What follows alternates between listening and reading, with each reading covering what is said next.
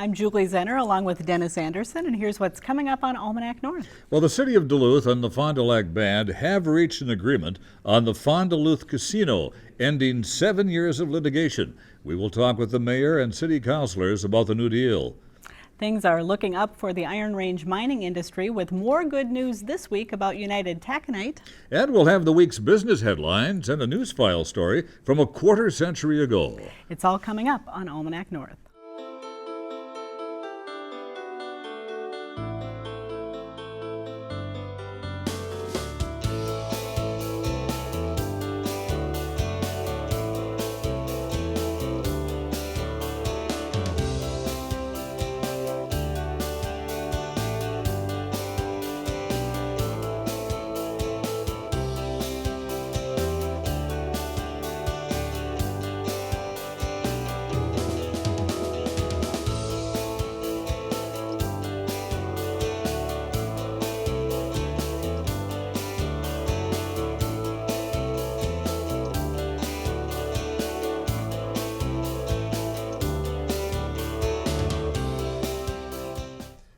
Hello and welcome to Almanac North. Thanks for watching. And Denny, it's been a busy week for news in the region. Well, that's for sure. It seems there's always a lot going on in the Twin Ports and in the wider region. A lot happening this week. That's true, and we have some great topics, so All right. Let's get started. All right, thank you very much, Julie, and welcome everyone.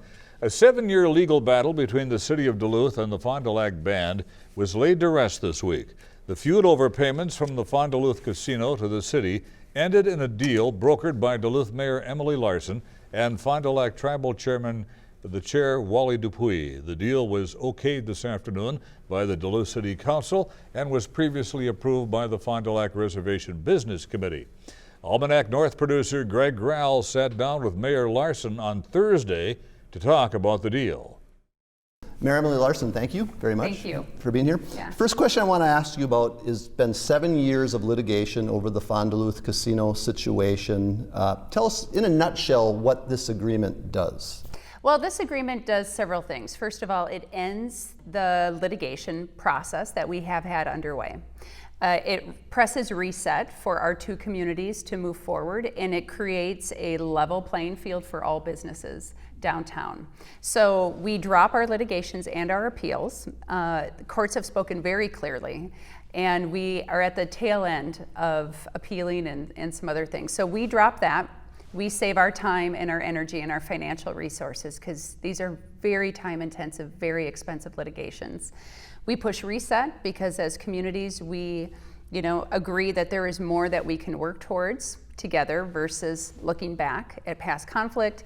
And then we create a level playing field for businesses downtown because the Fond du Lac Band is now in agreement with us that they will contribute financially as every other business would, that they will, as they continue to grow, if they grow their business in different ways, that financial contribution gets bigger.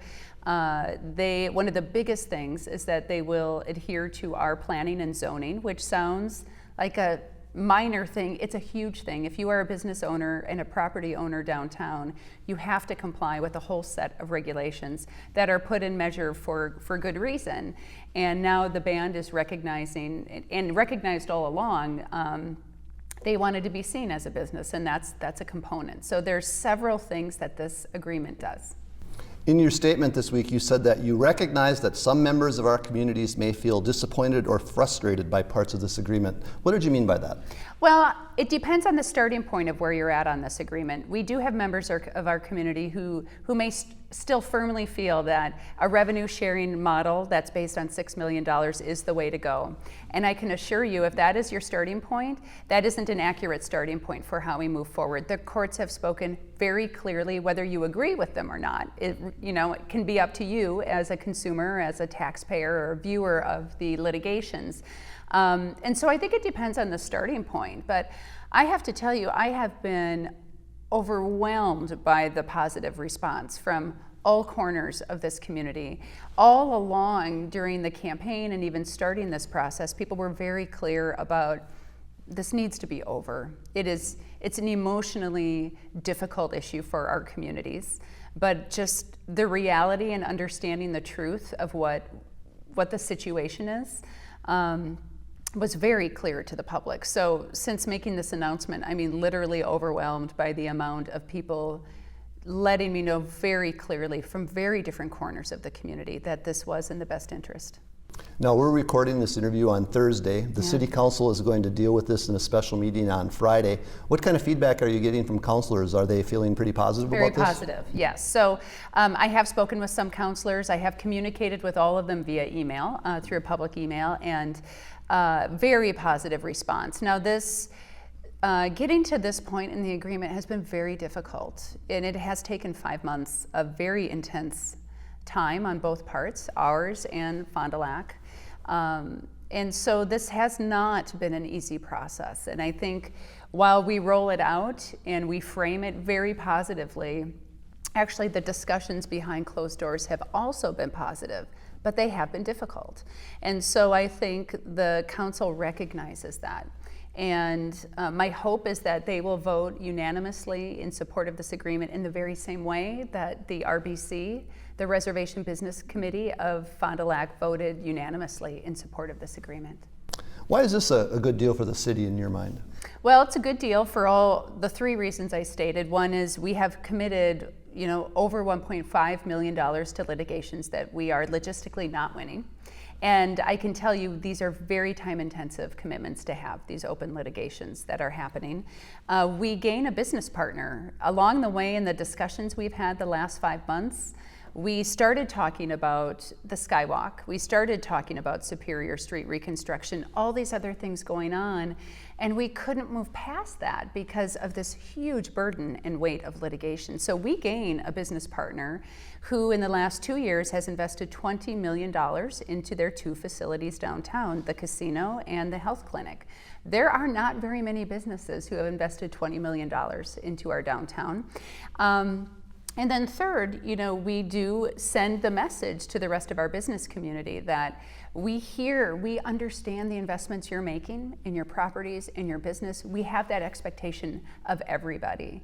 And this is something that, is enforceable and we can pursue if the goodwill on the side of the band isn't there. But I have to say, having spent so much time working through this, I believe this is a contract that both sides can very much support and want to continue to maintain that positive relationship. Well, I know this has been a very important part of your first several months in office, so this has to be a feeling of a good accomplishment for the beginning of your term? It is a good accomplishment, but it's a good accomplishment for our communities. One of the things I will say, it is very different to have a parcel or 2 of trust land in your downtown. I have come to learn a lot more in the last 5 months about these litigations, about the history. This issue was very live before I was even elected to council. I actually believe the 1984 original contract that partnered with the band and created land in trust is one of the most fundamentally transforming things that will happen in our downtown, because that particular agreement from 1984 changed forever the face of downtown. Trust land is outside of any jurisdiction of a municipality or a state or the federal government. It is a very unique situation. Most municipalities do not have this. Most municipalities, if they are partnering with a band or a tribe or a sovereign nation on a project or economic development, they may own that property, but it's not placed in trust. It is a very different dynamic. It's complicated, but it is the reality of what those parcels are. And I think this agreement really serves both parties. It respects the sovereignty, but it also respects the other things that are happening around it downtown.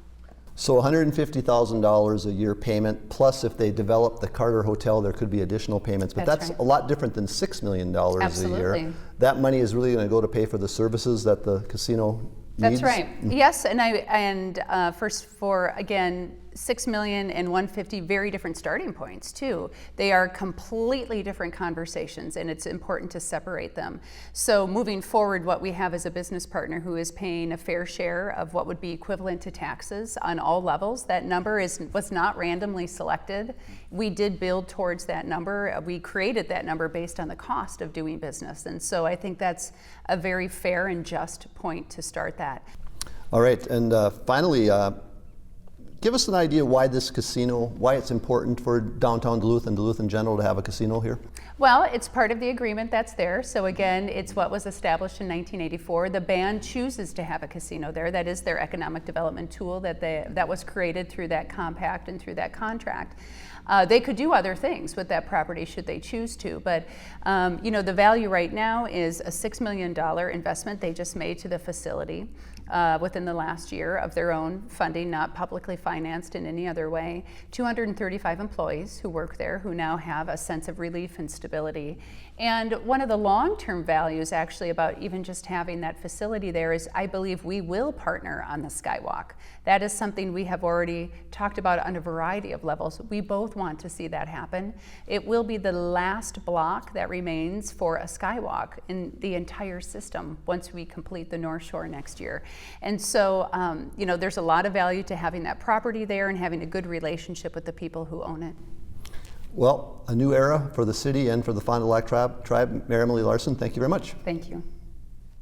And so the deal was okayed today. And joining us now in studio is Howie Hanson, Duluth City Councilor, who chairs the Intergovernmental Relations Committee. And Joel Cypress is a city councilor representing Duluth's 2nd Council District. Gentlemen, thank you both for being here. Councilor, was this the best deal that could be reached? I think it was. We really didn't have any cards in our hand, and that was pretty clear. And I think that you can focus a little bit, Denny and Julie, on the amount, but I think it's more broad based than that. The outcomes. I mean, there's some opportunities not only to heal and to rebuild that relationship, but to begin to partner on some new economic development projects, such as the final extension of the Skywalk. And it's in their best interest also to be good partners here and to regain the trust that they maybe had lost, and so that we can move forward. So it's a pretty good opportunity. It's a win-win, and we can kind of grow together and build our economic base a little bit, I think, especially down in that area around the casino. Councilor Cypress, you've been watching this issue for a long time. How important was it in your mind for the city and the band to really hit that reset button? Oh, I think it was absolutely vital. We'd reached a point where the courts had been very clear about the prior agreements, and with those court decisions in place, it was absolutely vital that we sit down with the band and come to an arrangement that within that context was fair and equitable, and that is what we've done here. And I think that Mayor Larson deserves a lot of credit for taking on something this challenging and this important right away in her first term, in her first few months. And I think that she, working together with Chairman Dupuis from the Fond du Lac Band, worked extraordinarily hard and came up with an agreement that I think is fair and equitable to both parties. Will this settlement clear the way for a renewed relationship with the band? Yes, absolutely. Could that bring more business to Duluth?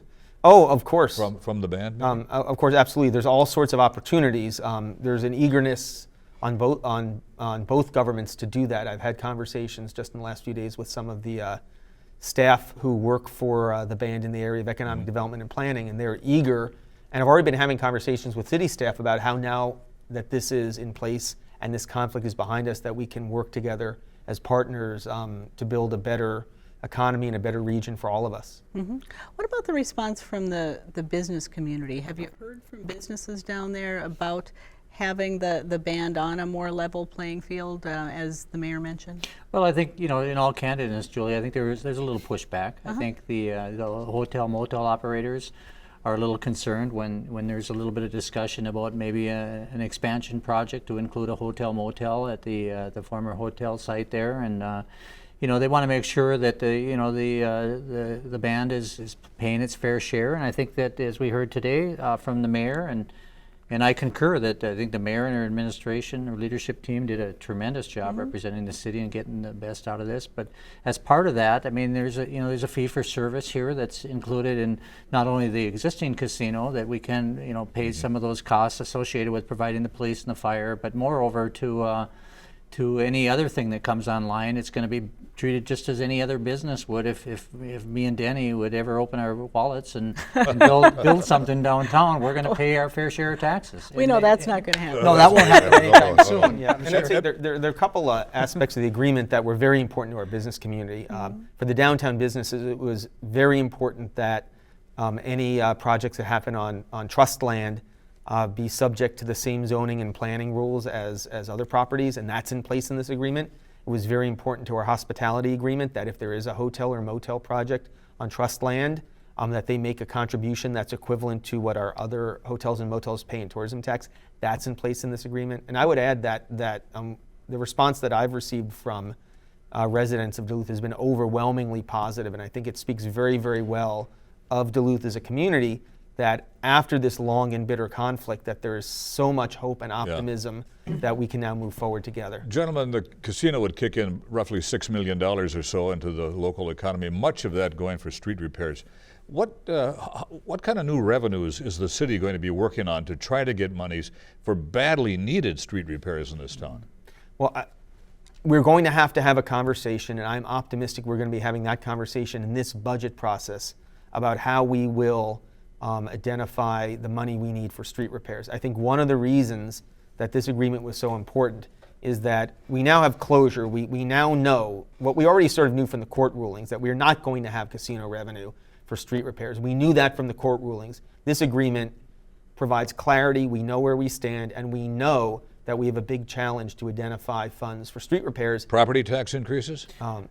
Hopefully not, but let me just, if I could just back up a little bit, Denny, and the issue of the agreement that the mayor and the band came together on, I think is the bigger picture of this whole thing is that the Obama administration gave bands around the United States the ability to purchase property and make them sovereign nations. And hypothetically, unless we had this in place, the band could say, well, we're going to buy, for example, all of Canal Park.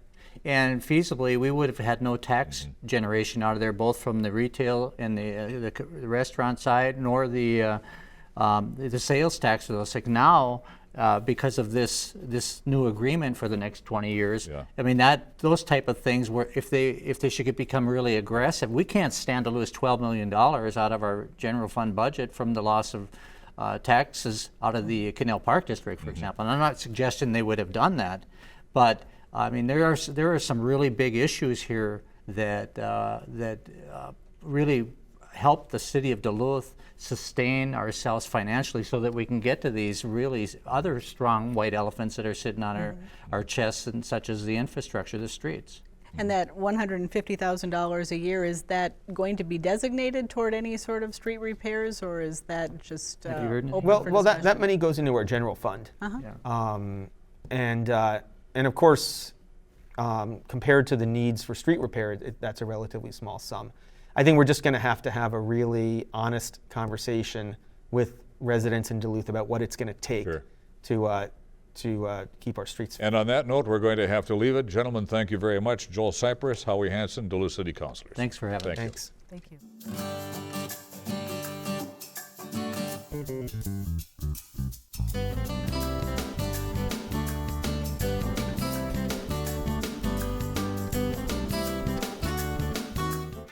Now, let's dig into our news file archive for a look at what was making news 25 years ago this week. Today's bill, signed by the governor, is a major step toward ensuring that Northwest Airlines will expand in northern Minnesota.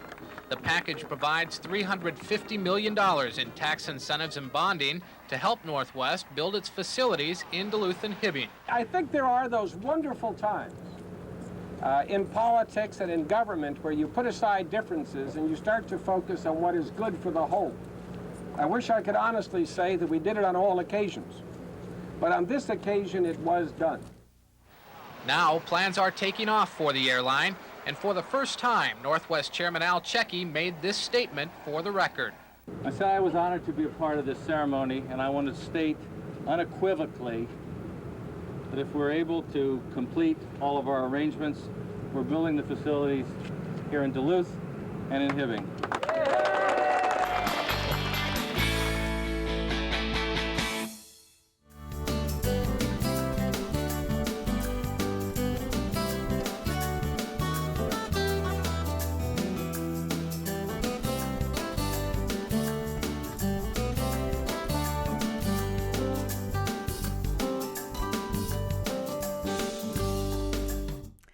spring has brought some good news to beleaguered Iron Range mining operations. Last month, North Shore Mining in Silver Bay and Babbitt brought back hundreds of miners from layoff, and the plant is now up and running. And this week, there was further good news as Cliffs Natural Resources announced they would restart United Taconite in August, 2 months earlier than previously announced.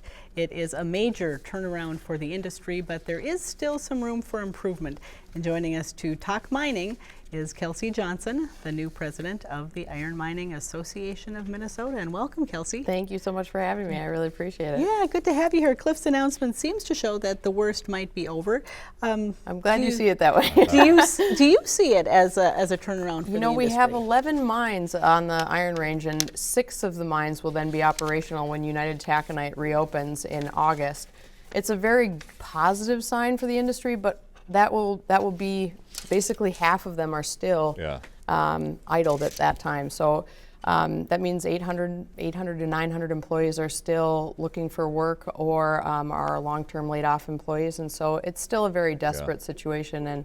And we'd really like to continue to see growth, and I think that the tariffs definitely helped with the change. What made this early restart possible? You just mentioned the Yeah, I believe that the federal government imposed some tariffs to the tune of 267%, I believe, on certain steel products.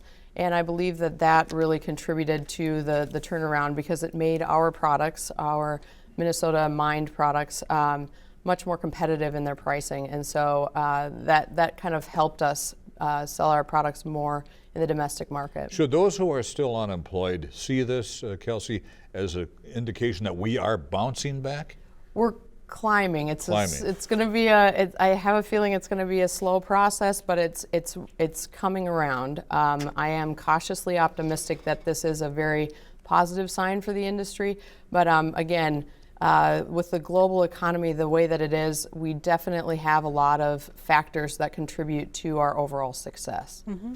How difficult is it for the steel industry and their suppliers in our country to stay competitive with those who are dumping the foreign steel? I mean, we've got labor unions and great paying jobs, but it's a fantastic. That's a challenge in and of itself for companies. And we have very strong environmental standards that which we have to comply with, and we enjoy complying with them. And by all means, we enjoy living and working and playing in our own backyards. But I think one of those factors is definitely we've had substantial increases in energy because of the Clean Energy Plan, which we think was also needed, but those costs are really coming to bear on a lot of the industry, and we're starting to really feel the burden of increased costs across the board in all areas. And so the more we can be competitive with all those costs and keep those costs down, the better off we'll all be. Mm-hmm. Is it difficult to convince a new generation of Iron Rangers to stay on the Iron Range and look for work in the mining industry? I think it's interesting, but when I talked about this, I campaigned as an independent candidate recently in House District 3A, and I was honored to run. But one of the conversations I kept having with folks was about how they really wanted to stay in any way, shape, or form that they could, but they kept telling their children, you're not going to be able to find work here. In fact, one of the most compelling stories I heard was about the late Congressman Representative Oberstar and kind of his conversation with a graduation class from Chisholm. And his graduation class from Chisholm said, we all want to stay, but they didn't think that they could find work. And so that's really where we are at. And I think that the news and the message coming out now is there are opportunities. The region is growing, it's changing, and we're looking for more and more opportunities to keep families there and keep them hopeful and keep them excited about all the recreational living, working opportunities there. Mm-hmm. What's the current situation with SR Steel? The governor had kind of issued that ultimatum of July 1st to maybe take back some of those mineral leases or terminate them if they didn't pay their debts. What's going to happen? I'm not entirely sure what's going to happen there. I've heard a lot of rumblings from various folks. Anything could happen, really, and I'm unaware of their current circumstances, so I can't speak to that at this point in time. What about non-ferrous? Non-ferrous, we're going to see what happens with the polymet situation moving forward. The governor's been fairly supportive of the polymet permitting, so it's really going to come down to how that progresses. But again, you see it at the high level with the federal government and Congresswoman McCollum's offer to ban copper nickel mining in the Rainy River Basin. This is a very concerning piece of legislation, and I think that's something that we definitely have to take a look at, because mining really affects all of us in the state of Minnesota. And to think that one industry is bad, or I don't want to say it's bad, but if they think that they're going to solve a problem by putting on a ban on a potential valuable asset to this area, I think that that's a real concern. All right, we're getting the wrap, but we will have you back. Kelsey Johnson, thank you so much. Thank you so much for having me. Thank you, Kelsey.